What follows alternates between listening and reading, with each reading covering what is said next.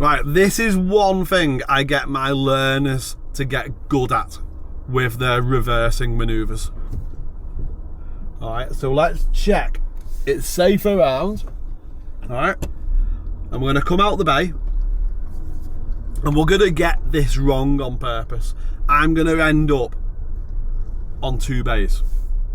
So let's say we're going to reverse into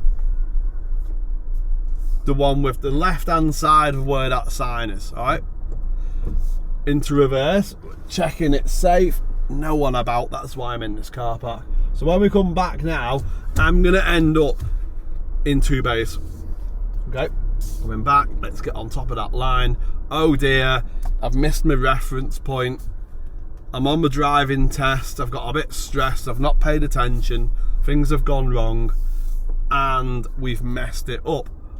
It doesn't matter, okay?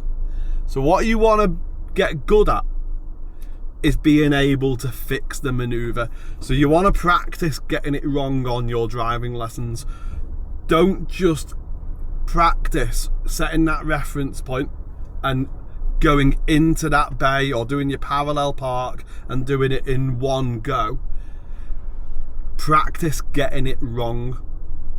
So whatever happens in the future, when you're driving on your own, you're able to deal with it and you can fix it without any stress. So now we're going to make sure it's safe again, and we're going to come out towards this way. We're going to shuffle forwards. We're going to make the most of the space as well. I can see that line there. I can see that line. I've made the most of the shuffle. Here's what I found. Yeah, bugger off. Made the most of the shuffle. All right, we're going to make sure it's safe again. And all I have to do now is just go straight back into the bay. Dead easy. All right, be the best at fixing your manoeuvre. Make sure you practice that on your lessons. Make sure you practice getting it wrong. It's great doing it in one go. And if you can do that, brilliant, do it in one go. But make sure